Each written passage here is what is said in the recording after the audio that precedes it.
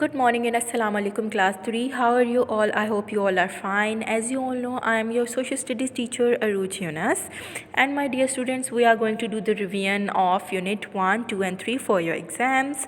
Lessons are where in the world is my country, rivers of Pakistan, fertile soil, the water we use, saving our natural resources, how to be a good citizen, what is meant by rights and responsibilities and अब्दुस्तारी थी। तो अब हम अपने paper के लिए इन lessons की revision करेंगे ताकि आप इसको अच्छे से लर्न कर सकें। Okay, our first unit is me and my world and lesson is where in the world is my country. अब आपने इसमें क्या पढ़ा था कि हमारी कंट्री कहाँ है, कहाँ लोकेटेड है, मैप में किधर है।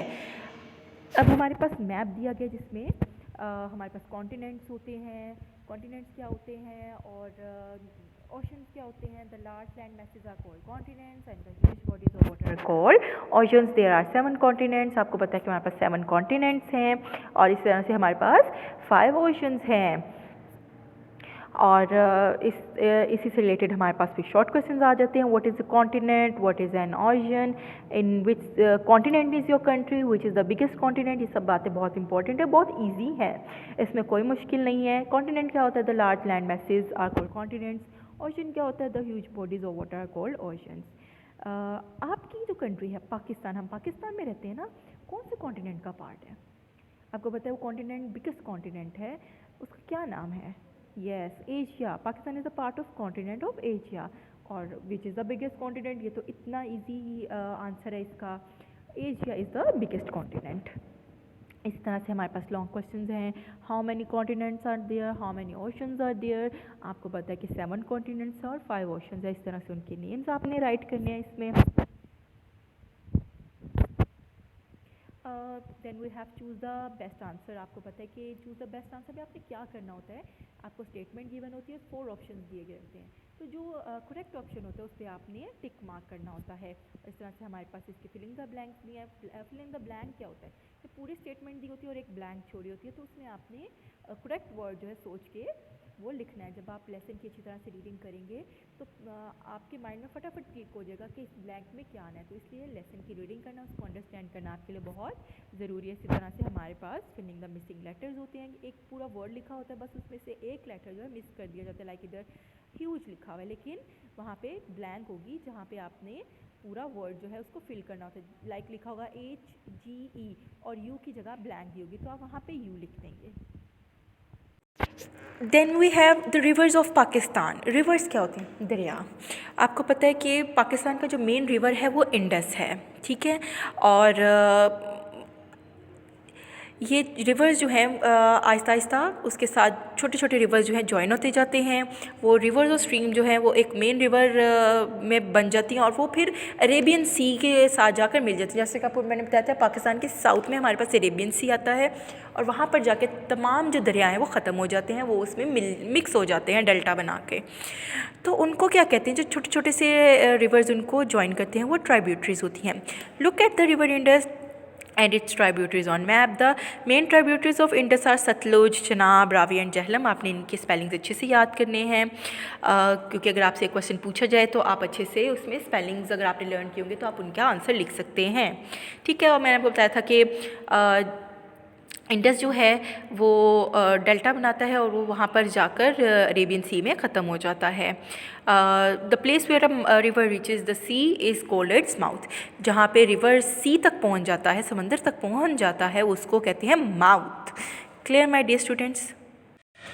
इसी तरह से हमारे पास शॉर्ट क्वेश्चन है, लॉन्ग क्वेश्चन है। What is the mouth of a river called? जैसा कि आपको पता है कि the place where river reaches the sea is called its mouth. Where does the river Indus form a delta? Indus forms a delta in the east of Karachi. आपको पता है कि हमारे साउथ में सिंध है, सिंध के साथ हमारे पास अरेबियन सी आता है और हमारा जो कराची शहर है वो वहाँ पर लोकेट करता है।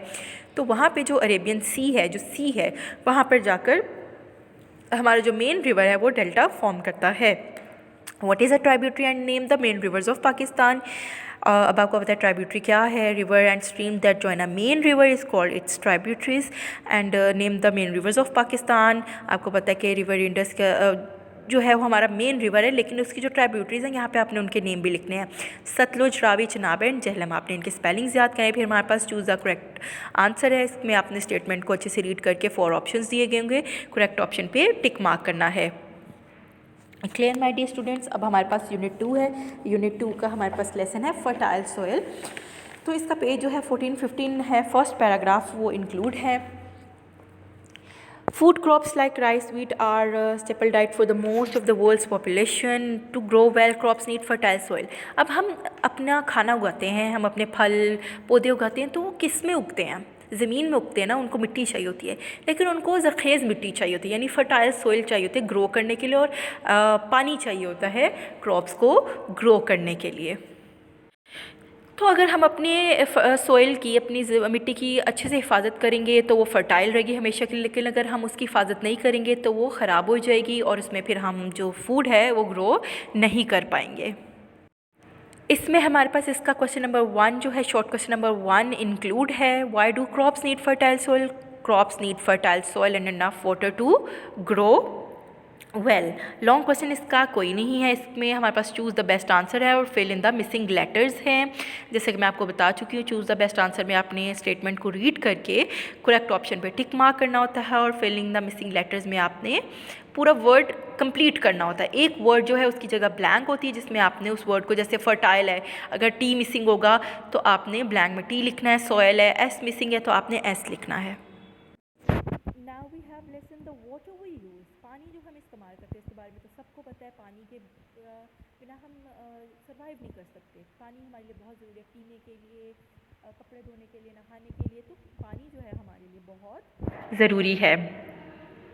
तो इसमें अब क्या है, life can not exist without water, all living things need water to survive, beside drinking water is needed for numerous other purposes. पानी जो है और भी बहुत सारे कामों के लिए इस्तेमाल होता है। पानी कहाँ से आता है? We get water from streams, rivers, lakes, we also collect rain water. This must be clean before we use it. ठीक है। अब गांव के लोग जो हैं वो तो ट्यूबवेल में जाते हैं, पंप यूज़ करते हैं पानी लेने के लिए, लेकिन हम जो शहर में लोग रहते हैं, हमारे अगर हम टैप ओपन करते हैं तो हमारे पास पानी अवेलेबल होता है। अब हर तरह का पानी इस्तेमाल नहीं किया जा सकता, सिर्फ ताज़ा पानी जो है वो ही हम इस्तेमाल कर सकते हैं। अब जैसे सी वाटर है वो हम नहीं पी सकते क्योंकि वो नमकीन होता है, और नमकीन पानी हमारी हेल्थ के लिए अच्छा नहीं होता। लेकिन अब पाकिस्तान में भी ऐसे प्लांट्स बना दिए गए हैं जिससे नमकीन पानी जो है वो फ्रेश किया जा सकता है, पीने के काबिल बनाया जा सकता है। Sometimes that salt is remove from sea water so that it can be use. This process is known as desalination. There is a desalination plant in Karachi. और इस लेसन में आपको ये भी बताया गया कि पानी को ज़ाया ना करें। पानी आपको पता है कि बहुत इसका यूज़ है, तो लेकिन अगर एक चीज़ बहुत ज़्यादा यूज़ होगी तो एक टाइम आता है कि वो फिनिश हो जाएगी। तो पानी तो अब हमारे लिए बहुत इंपॉर्टेंट है, अगर हम उसको ज़ाया नहीं करेंगे तो हम उसको बचा सकते हैं। तो आप भी पानी ज़ाया ना करें। अगर आपने टैप ओपन किया, जितना यूज़ करना है उतना लें, फिर बंद कर दें। इस तरह से आप पानी जो है वो सेव कर सकते हैं। Okay, now we have short question answers. Where is the most of the Earth's fresh water stored? What is a desalination? तो इसका लॉन्ग क्वेश्चन हमारे पास कोई नहीं है, शॉर्ट इसके 2 क्वेश्चन हैं। Most of the earth fresh water is stored in glaciers and ice caps, and what is desalination? The process in which salt is remove from the sea water is called desalination. Choose the best answer. अब आपने answer इसमें correct choose करना है। इसके अलावा इधर हमारे पास फिलिंग द ब्लैंक्स हैं, जैसे कि there is a desalination plant in dash. अब आप डैश में क्या आएगा, आपको पता है कि कहाँ पे है डिसैलिनेशन प्लांट, आपके माइंड में क्लिक करेगा फटाफट, तो आपने वो वर्ड यहाँ पर लिख देना है। इस तरह से हमारे पास फिलिंग द लेटर्स हैं। Okay, now we have lesson saving our natural resources. अब नेचुरल रिसोर्सेज क्या है? हर वो चीज़ जो हमें नेचर से मिलती है, अल्लाह ताला की हर बनाई गई चीज़ को हम कहते हैं नेचुरल रिसोर्स। हमारे पास उसमें प्लांट्स आ जाते हैं, पानी आ जाता है। Land, water, air, forest are some of the earth natural resources. तो अब हम इसको याद रखने के लिए क्या यूज़ करते हैं? Word 3RS, reduce, reuse, recycle. तो ये क्या है? ये प्रोसेस है। Reduce, using less of anything helps to save it. Reuse, we will use fewer things if we use them more than once. Recycle, if we recycle things they can be made into something new और different. अब हमारे पास इसका जो short question है वो एक है और लॉन्ग क्वेश्चन इसके दो हैं। What are 3 Rs? ये तो इतना इजी है, रिड्यूस, रीयूज, रिसाइकल। अब लॉन्ग क्वेश्चन में आपके पास है what is a natural resource and make a list of the way that you can save paper in your home. अब आपने इसमें नेचुरल रिसोर्स के बारे में बताना है और ये बताना है कि किस तरह से आप पेपर जो है वो सेव कर सकते हैं। Then we have choose the best answer and mark tick और क्रॉस। अब आपने चूज़ द बेस्ट आंसर में वो ऑप्शन देखना है जो राइट है, और मार्क टिक और क्रॉस आपने क्या करना है, आपने अच्छे से स्टेटमेंट को रीड आउट करना है और देखना है कि स्टेटमेंट अगर आपको ठीक लगती है तो आप टिक मार्क करेंगे, और अगर आपको लगता है कि स्टेटमेंट ट्रू नहीं है तो आप क्रॉस मार्क कर देंगे। Like use less of anything helps to save it. तो ये आपको स्टेटमेंट क्या लग रही है, ठीक लग रही है तो आप टिक मार्क कर देंगे। Natural resource is very harmful thing. क्या नेचुरल रिसोर्स हार्मफुल है? नहीं ना, ये तो स्टेटमेंट गलत है, तो आप यहाँ पे क्रॉस मार्क कर देंगे।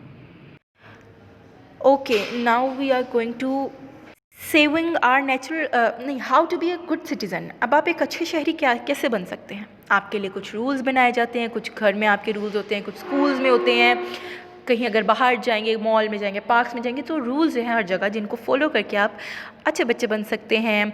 जिस तरह समीर ने कहा, मैं लाहौर में रहता हूँ, मैं अच्छा सिटीज़न बनना चाहता हूँ पाकिस्तान का। I know that to be a good citizen I must obey the rules of my community. Some of these rules may be about safety. We follow rules, safety rules when we ride a car or cross a street. Wearing the seat belt keeps us safe. At home, there may be rules about eating, sleeping. These rules may help us stay healthy. Schools have rules too. We must follow rules when we play and in the classroom. यानी कि आप जहाँ भी हो, घर में हो, school में हो, अगर आप रूल्स को फॉलो करेंगे, कुछ रूल्स आपकी सेफ्टी के लिए बनाए जाते हैं, कुछ रूल्स आपके लर्निंग के लिए बनाए जाते हैं। जैसे कि अगर आप क्लास में हैं, आपको टीचर क्या कहती है कि आपने खामोशी से बैठना, अगर कोई बात पूछ रही है तो आपने अपना हैंड रेस करना है। तो उससे क्या होगा कि क्लास में शोर नहीं होगा, जो आपको टीचर पढ़ा रही होगी वो आपको अच्छे से समझ आएगा। और सेफ्टी रूल्स क्या हैं?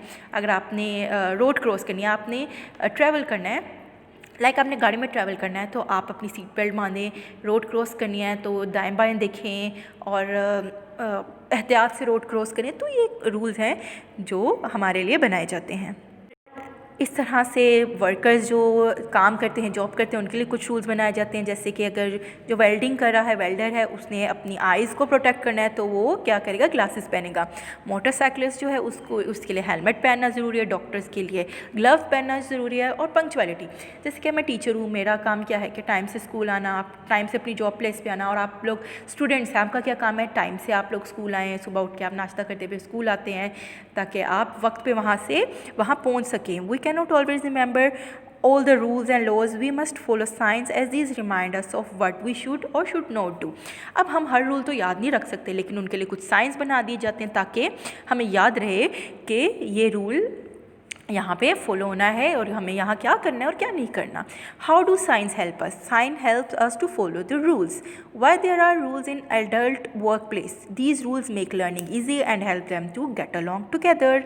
अब लॉन्ग क्वेश्चन है हमारे पास, इसका give 3 reasons for having rules for children, for safety purpose, to stay healthy, to make learning easy। और इस तरह से हमारे पास इसका भी है mark tick on correct option, और मार्क टिक और क्रॉस, यानी कि जो स्टेटमेंट ठीक है उस पर टिक आएगा, जो गलत है उस पर आप क्रॉस मार्क कर देंगे। Clear my dear students? और अब हमारे पास यूनिट 3 के 2 लेसन हमारे पास रिमेनिंग है। What is meant by rights and responsibilities and Abdussattar ईदी।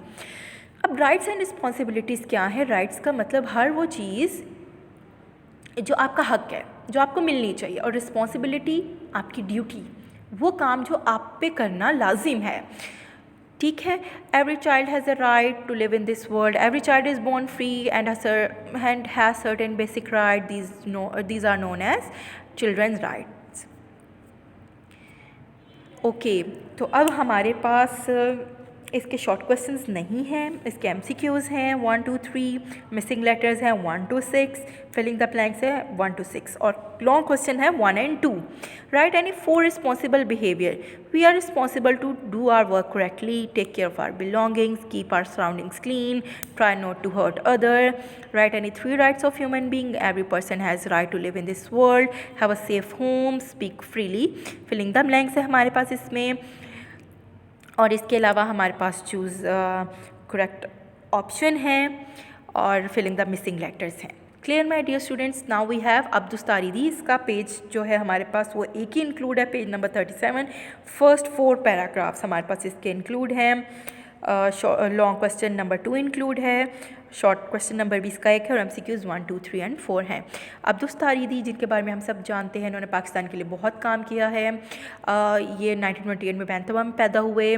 उनके जो फादर थे वो बिजनेसमैन थे। उन्होंने पाकिस्तान में ईदी फाउंडेशन सेटअप किया और इनकी बहुत सी ब्रांचेज़ हैं, पूरी दुनिया में पाई जाती हैं। In Pakistan he established many Edhi homes which provide shelter to thousand of destitute abandoned children, also innumerable elderly men and women and people abandoned by their families because they are terminally sick and are being looked after in ईदी home.